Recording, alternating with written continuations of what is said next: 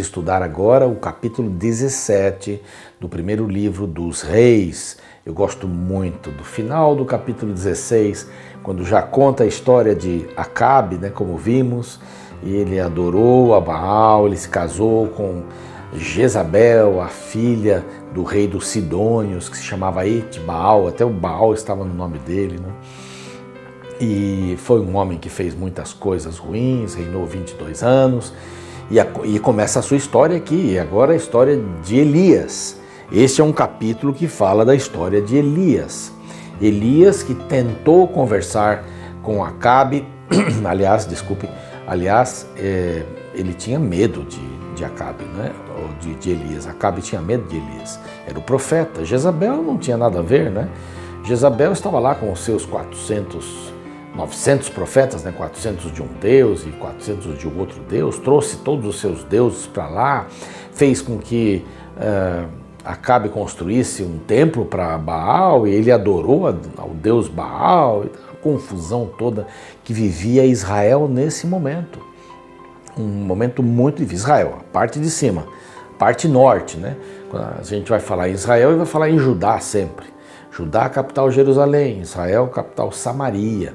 Não tinha templo lá, o templo estava em Jerusalém. Então, aqui nós encontramos a história de Elias. Elias que foi um profeta maravilhoso, passou por vários momentos muito especiais. Vamos ver aqui dois destes momentos especiais. O primeiro momento é quando um anjo, ou a palavra do Senhor, digo melhor, falou com ele, verso 3, retira-te daqui, vai para o lado oriental e esconde-te junto à torrente do Querite, fronteira ali ao Jordão. Beberás da torrente e ordenei aos corvos que ali mesmo te sustentem. Então o verso 6 diz que os corvos lhe traziam pela manhã pão e carne, como também pão e carne ao anoitecer, e bebia da torrente de água. Então, como é que os corvos iam fazer pão? Bom, Deus mandou descer o maná para o povo de Israel comer, não tinha o que fazer para comer. Não é? Aqui Deus faz de algum lugar pão e carne, manda para Elias, até que esse córrego, essa torrente secou, porque não chovia. Ele disse a Acabe que não choveria por causa dos pecados dele, né? Por isso que ele teve que fugir, ele teve que buscar refúgio, porque Jezabel disse que ia matá-lo. Como é que esse homem vem aqui e fala, eu estava dizendo no começo, né, que Acabe tinha medo de Elias, como é que esse homem vem aqui e fala que nós estamos errados, estamos pecando e por isso não vai chover? Então, Elias, vai lá se esconder, eu vou cuidar de você. Vou cuidar de você. Deus poderia ter colocado ali um saco de pão ou farinha para ele fazer o pão, ele poderia ter colocado ali um freezer com carne e tal, mas não, ele trazia de manhã e à tarde. De manhã, nem uma vez por dia, ele trazia de manhã e à tarde. Provisão divina é assim, a gente tem que esperar. Deus não dá para você de uma vez todas as coisas. Mas tem aqui o segundo momento da vida de Elias, que é muito interessante. Aí veio a palavra do Senhor, verso 8, diz assim, dispõe-te e vai a Sarepta, lá no norte, que pertence a Sidom, e demora-te ali, onde ordenei a uma mulher viúva que te dê comida. Deus já tinha falado ao coração desta mulher viúva, ela tinha um filho só, e ela deveria lhe dar comida. Como? Mulher viúva, pobreza extrema, não é?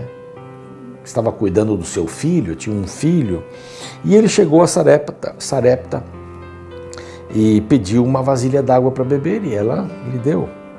Indo buscar a água, né, verso 11, ele a chamou e disse assim, traze-me também um bocado de pão na tua mão, para eu comer, estou com fome.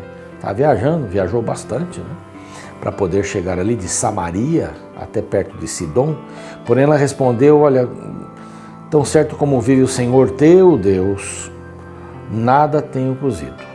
Há somente um punhado de farinha numa panela e um pouco de azeite numa botija. 2 elementos, farinha e azeite. Então eu estou pegando aqui alguns cavacos, vou fazer um pequeno fogo, vou fazer um resto de comida para mim e para o meu filho, vamos comê-lo e vamos morrer. Porque não tem mais nada. Nada. Bom, mas ela já sabia, porque Deus tinha falado com ela que ela deveria alimentar o profeta, e ela cortou caminho. Como alimentar o profeta? Eu não tenho nada. Quando Deus diz alguma coisa, pode ter certeza. Jesus se virou para aquela mulher que era viúva e que tinha agora perdido um filho, lá, a viúva de Naim, naquela montanha, a cidade de Naim. Ele olha no funeral do filho e diz para ela, não chore. Quando Deus diz isso, ponto, acabou. O assunto está nas mãos dele. Não queira fazer uma parte que você não precisa. Ele já disse, acabou, eu resolvo isso. Pode ser que ele diga para você não chorar e não retorne o seu filho, mas o assunto já está na mão dele. E Deus deu a esta mulher uma das maiores experiências, porque o profeta insiste. Então tá bom, você tem ainda um pouco de farinha e de azeite, vai lá, prepara um pão e dá primeiro para mim. Depois você come. Porque assim diz o Senhor, verso 14, a farinha da tua panela não se acabará. O azeite da tua botija não faltará até o dia em que o Senhor fizer chover sobre a terra. Então, como ele deveria ficar bastante tempo, aqui nós entendemos aqui pelos versos iniciais, ele deveria ficar bastante tempo ali em Sarepta, de alguma forma Deus iria sustentá-los. A ele e esta viúva e ao seu filho. Aqui também é um exemplo, né? Que Deus sustenta as pessoas mais insignificantes.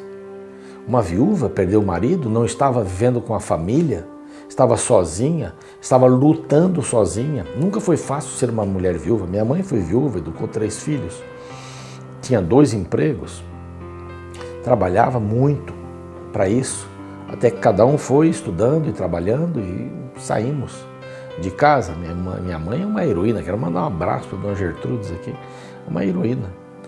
E aqui Deus começa com os pequenininhos. Começa com um profeta que não tinha nada, tinha uma capa, não tinha nada. Para que ter alguma coisa se Deus está sobre mim? Para que guardar coisas se Deus é o soberano da minha vida? Ele é a minha riqueza. Há pessoas que guardam tanto e nunca usam. Nós tínhamos uma cristaleira cheia de copos que até eram bonzinhos, né? Não eram só daqueles de refrigerante, guarde tantas tampinhas, troque por um copo. Tinha até desses aí também. Mas tinha alguns copos que a gente não usava. Há muitas famílias que deixaram de usar roupas e talheres e revestimentos e tudo mais. E quando a pessoa morreu, e aí? Acabou. Eu não disse que amo, não dei flores, mas levo no funeral. Temos que aproveitar muito a nossa vida. Aproveitar muito as chances que Deus nos dá. Como é importante isso. Deus preserva. E o que aconteceu com essa família? Bom, a mulher chegou no outro dia e foi ver a comida.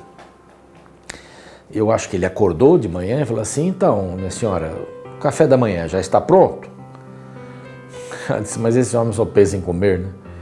Não tem, acabou. E ela foi olhar na panela e olhou na panela e falou, meu amigo, não tem mais nada. E quando abriu a panela tinha um bocado de farinha. Falou, não, mas azeite eu tenho certeza. E tinha um bocado de azeite. E ela fez mais um pão.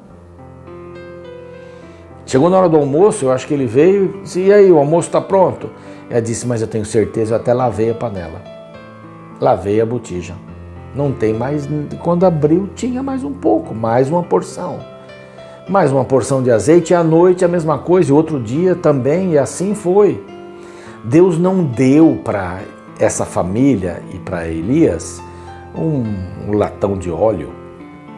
Ele não encostou o caminhão do supermercado ali, e sacas de farinha, e latões de óleo, e disse assim, cada dia eu vou cuidar de você. Elias já tinha aprendido isso. Lá no Ribeiro de Querite, Elias já sabia que Deus não falhava com o corvo das 9 e o corvo das 3, né? Ele não falhava. O corvo vinha exatamente na hora. E aqui Deus disse, aliás, Aqui o profeta Elias deve ter dito, bom, Deus vai fazer isso. Cada dia um pouquinho. Às vezes a gente quer saber a vontade de Deus, né, para a vida. Como eu gostaria de saber a vontade de Deus, como eu gostaria. Como eu gostaria que Deus me desse um pacote dizendo assim, olha, aqui está a sua vida. Essa seria a pior coisa que você poderia pedir para Deus. A pior coisa. O que nos encanta na vida é a surpresa. Pensou se ali estivesse no dia 23 de setembro, você vai entrar no supermercado e vai encontrar um rapaz que vai lhe ajudar a pegar as coisas no chão, ele vai sorrir para você e vocês vão se encontrar depois no dia 27, a mesma coisa e tudo mais, e você vai se casar com essa pessoa. Acabou a graça, não é? O empolgante da vida é vivê-la e vivê-la na confiança do Senhor. Deus estava ali dando cada dia uma porção. Assim Ele faz conosco, cada dia uma porção. Não adianta você ler a Bíblia toda num dia. Eu não sei se isso vai ajudar muito. Mas quando você lê um texto, mastiga aquele texto. Não é? Deglute o texto. Ingere o texto. Isso vai fazer bem para você. Amanhã outro texto. Há pessoas que fazem exatamente o contrário. Leem a Bíblia, querem ler a Bíblia toda no começo do ano, depois não conseguem ler mais. A minha oração da manhã não serve para a tarde, não serve para o dia, só serve para amanhã. Eu tenho que estar em constante contato com Deus. E assim foi. Foram por vários meses isso. A botija estava cheia de óleo, ou tinha quantidade para aquele momento, um bocado, e tinha um bocado de farinha. E assim, eles todos foram tendo uma experiência profunda com Deus. Deus está cuidando da gente, porque não está chovendo, não tem como plantar, não tem como colher, e foram 3 anos assim. Por quê? Porque Acabe estava quebrando todas as regras. E há uma coisa que é dita de Acabe: nenhum antes dele fez o que ele fez. Ele foi o pior de todos. Há um outro que vem depois que vai ser pior também, que é Manassés. 55 anos no poder. Acabe governou 22 anos e foi fazendo tudo aquilo que Deus havia dito para não fazer. Se casou com uma mulher que não adorava a Deus. Fez um altar. Aliás, altar não, fez um templo para o deus Baal. Trouxe os sacerdotes de Astarote, de Baal. Eles ficavam andando pela cidade convertendo o povo, eles foram lá para os altos, faziam os seus sacrifícios e faziam suas relações sexuais como prostitutos e prostitutas cultuais. E assim, esse era o Acabe, que Elias tinha dito, não vai chover por sua causa. Mas ele não acreditou. A história é linda, ela vai pela frente. Mas ainda há um episódio que acontece aqui. O filho adoeceu desta viúva e morreu, e ela foi cobrar Elias. O que é isso? Elias o levou para o quarto. Por 3 momentos se debruçou sobre ele, sobre este menino. E aqui diz, a alma desse menino voltou. Na realidade, a palavra aqui se refere a fôlego da vida. O fôlego voltou e ele ressuscitou, depois de haver morrido. Tornou a entrar o fôlego na vida dele, da vida nele, e ele ressuscitou. Aí então ele entrega o filho à mulher e diz, vê, teu filho vive. E a mulher disse, nisto conheço agora que tu és homem de Deus e que a palavra do Senhor na tua boca é verdade.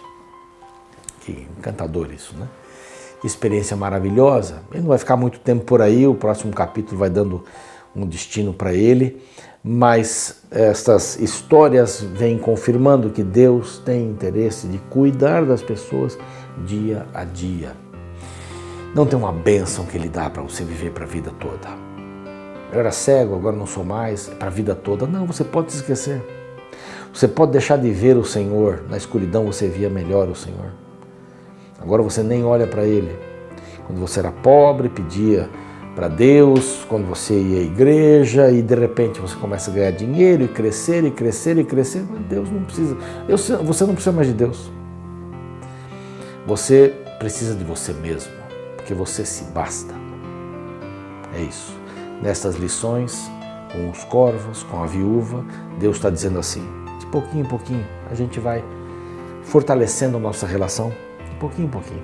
Não queira saber tudo, vai de pouco. É assim que funciona. Vamos orar a Deus, vamos colocar nossas dúvidas, nossos lamentos nas suas mãos agora. Vamos fazer isso? Ore comigo. Pai querido, queremos entregar nossa vida, o que temos, o que somos. Temos muito que aprender, Pai. Temos muito que buscar. Temos que ter fé na Tua palavra. A botija vai ter mais óleo. A panela vai ter mais farinha. O corvo das 3, o corvo das 9 vai aparecer, porque a Tua boca disse isso.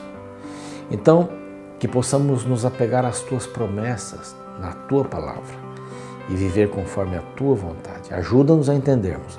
Se não temos agora, poderemos ter em algum momento ou não ter nunca, porque aquilo talvez não seja bom. O importante é entregar nas mãos do Senhor. Em nome de Jesus. Amém.